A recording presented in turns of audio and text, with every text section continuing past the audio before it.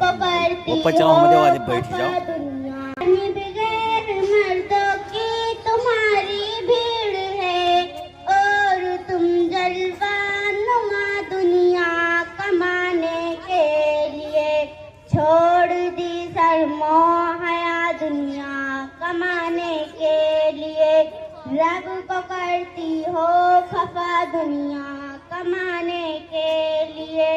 दीन की परवाह नहीं तुमको क्या प्यारी बहन, क्यों कर रही हो खता तुम दुनिया कमाने के लिए। अस्सलाम वालेकुम रहमतुल्लाहि बरकातुहू। अस्सलाम वालेकुम। और जो या सतर वो भी 40-40 रुपया है। फैशन का जमाना है हराम में बहनों, तुम्हें खुद को बचाना है। हाथों में मोबाइल ना और पास में टेलीफोन, हाँ इसकी जरूरत है मुताबिक नहीं चलाना है। तुम शौक से कॉलेज में हर वक्त पढ़ो लेकिन गैरों से नहीं हरगिज तुम्हें वक्त गवारा है। ए दौरे अजब आया फैशन का जमाना है। खाने पीने का अदब। खाना शुरू करने से पहले अपने हाथ धो लो। बिस्मिल्लाह कहकर खाना शुरू करो। बिस्मिल्लाह ना कहने से खाने में शैतान शरीक हो जाता है। जो कुछ खाओ पियो बैठ कर खाओ। पिए वाला है? पिए वाला पानी है? खाना पीना शैतान का काम है। कुल्ला तो मार दी। सारे बर्तन में हाथ ना घुमाओ। पानी एक सांस में ना पियो, 3 सांस में पियो। पानी पीते बर्तन में सांस ना लो, मुंह बर्तन से हटाकर सांस लो। जब खाना खा चुको या पानी पी चुको तो कहो अल्हम्दुलिल्लाह। अस्सलाम वालेकुम रहमतुल्लाह।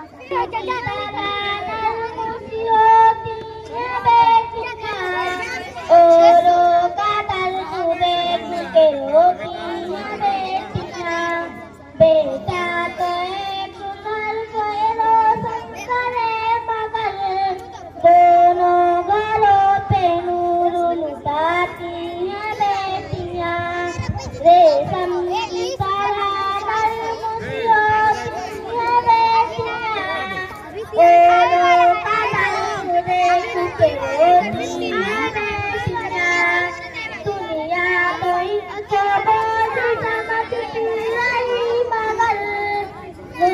कौन बेटियां दोनों घरों का बोझ उठाती हैं बेटियां।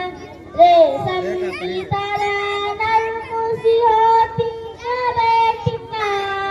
औरों का दर्द देख के रोती हैं बेटियां। बेटे के पास रह के भी काफिल रहे मगर रह के भी दूर आंखें भिगोती हैं बेटियां। रेशम की तरह नरम सी होती हैं बेटियां। औरों का दर्द देख के रोती हैं बेटियां। इल्मे हुनर में हम भी तो बेटों से कम नहीं।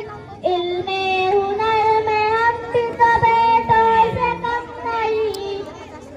एहसास हर घड़ी ये दिलाती हैं बेटियां। रेशम की तरह नरम सी होती हैं बेटियां। औरों का दर्द देख के रोती हैं बेटियां। ओजों में जैसी दरिया बिछाती हैं बेटियां। जो मर्द जुल्म करते हैं वो भी न जान ले, उनके जन्म का दर्द भी सहती हैं बेटियां। रेशम की तरह नरम सी होती हैं बेटियां। औरों का दर्द देख के रोती हैं बेटियां। तुम उनमें कभी फर्क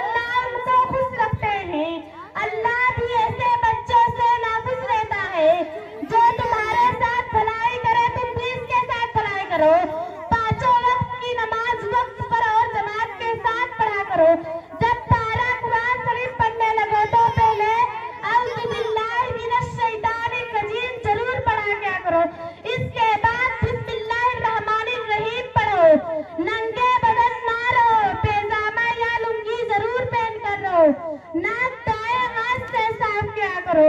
जब जमाई आए तो मुंह खोल कर मत करो, मुंह पर हाथ रख लो। ठीक आए अल्हम्दुलिल्लाह कहो। घर में जो बातें हैं इनको बाहर जाकर किसी से ना कहा करो, ये बुरी आदत है। अच्छे बच्चे वही है जो नसीहत की बातों को मानते। अस्सलामु अलैकुम मेरी तकरीर का उन्वान है बेटी। अल्लाह हमारा मालिक है, हमारा माबूद है, हम सब उसके बंदे हैं। हम अल्लाह ही की इबादत करते हैं।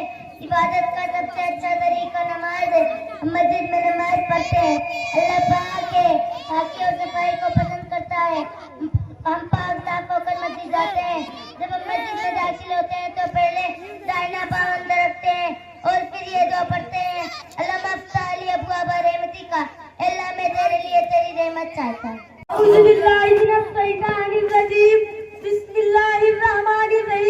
हामिदन व मुसल्लिन अम्मा बाद, मैं आप लोगों के सामने एक छोटी सी तकरीर पेश करना चाहता हूँ जिसका उन्वान है, मैं क्या बोलूंगा, मुझे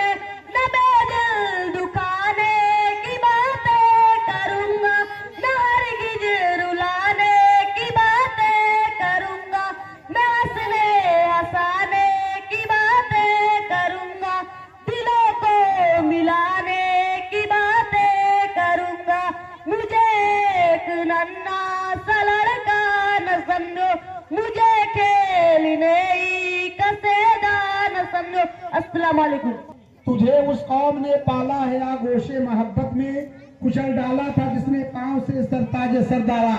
गरज मैं क्या कहूँ तुझसे कि वो शहरा नसी क्या थे, जहाँ गिरो जहाँ दारो जहाँ बानो जहाँ आरा।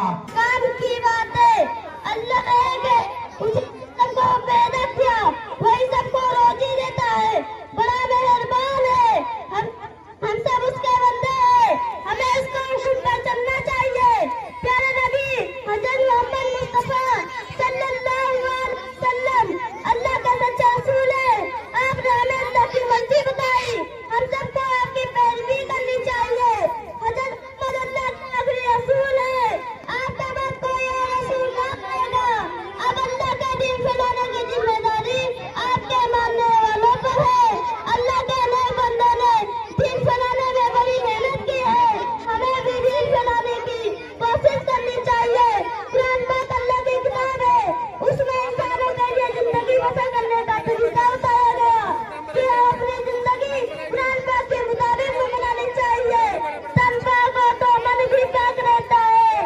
हमें अपनी जिस्म और लिबास की पाकी और सफाई का पूरा ख्याल रखना चाहिए।